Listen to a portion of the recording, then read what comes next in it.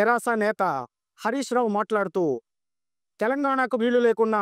ఆంధ్రాకు నీళ్లుంటే చాలనుకుంటున్నావా రేవంత్ రెడ్డి అంటూ ప్రశ్నించారు. తెలంగాణ నుండి ఆంధ్రప్రదేశ్ అక్రమంగా నీళ్లు తీసుకుపోతుంటే రేవంత్ రెడ్డి తమాషా చూస్తూ కూర్చుంటున్నాడని చెప్పి ఆయన పేర్కొన్నారు. ఆంధ్రప్రదేశ్ 666 టీఎంసీల నీళ్లు వాడుకోవాలి, కానీ ఇప్పటికీ 657 టీఎంసీల నీళ్లు వాడుకుంది, మిగిలింది 9 టీఎంసీలు మాత్రమే అని, అలాగే ఈరోజు కూడా అక్రమంగా నీళ్లు పోతూనే ఉన్నాయని, తెలంగాణ 343 టీఎంసీ నీళ్లు రావాలి, కానీ వాడుకున్నది కేవలం 220 టీఎంసీలు మాత్రమే అని, తెలంగాణకు ఇంకా ఆ కృష్ణా జిల్లాల్లో 123, ఆంధ్రాకు 9 టీఎంసీ నీళ్లు మొత్తం కలిపి 132 టీఎంసీలు కావాలి, కానీ నాగార్జున సాగర్లో, శ్రీశైలంలో మొత్తం కలిపి 100 టీఎంసీలు మాత్రమే ఉన్నాయి. దీంట్లో కూడా ఆంధ్రప్రదేశ్ అక్రమంగా తీసుకుపోతుందంటూ, మనకు రావాల్సిన మిగతా నీళ్లు ఎక్కడి నుంచి తీసుకొస్తారు రేవంత్ రెడ్డి గారు అంటూ హరీష్ రావు గారు నిన్నటి రోజున విమర్శలు గుప్పించడం జరిగింది. దీనికి ఇరిగేషన్ మినిస్టర్ ఉత్తమ్ కుమార్ రెడ్డి గారు మాట్లాడుతూ, బీఆర్ఎస్ కేవలం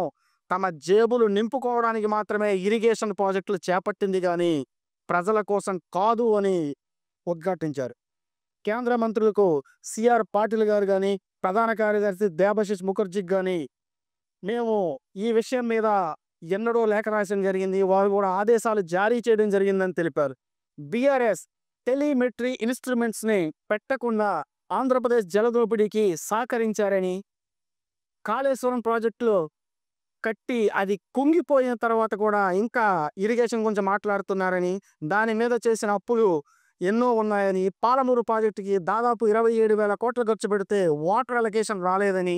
ఎటువంటి కేంద్ర అనుమతులు కూడా రాలేదని, సీతారాం ప్రాజెక్టుకి 8,000 కోట్లు ఖర్చు పెడితే ఒక్క ఎకరం ఆయకట్టు కూడా రాలేదని, వాటర్ అలొకేషన్ రాలేదని, దానికి కూడా కేంద్ర అనుమతులు తీసుకోలేదని,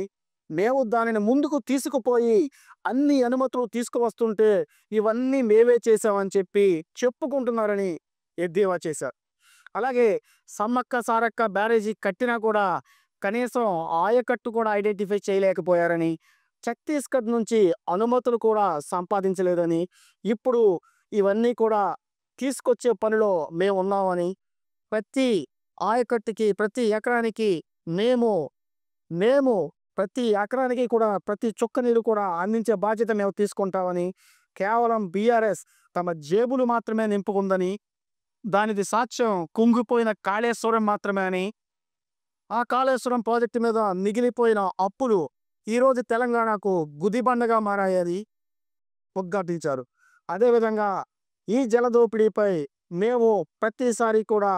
మేము కేంద్ర మంత్రిత్వ శాఖతో మేము ఎప్పటికప్పుడు సంప్రదింపులు జరుపుతున్నామని, తెలంగాణకు రావాల్సిన ప్రతి చుక్క నీరు కూడా వస్తుంది అని కూడా ఉద్ఘాటించారు.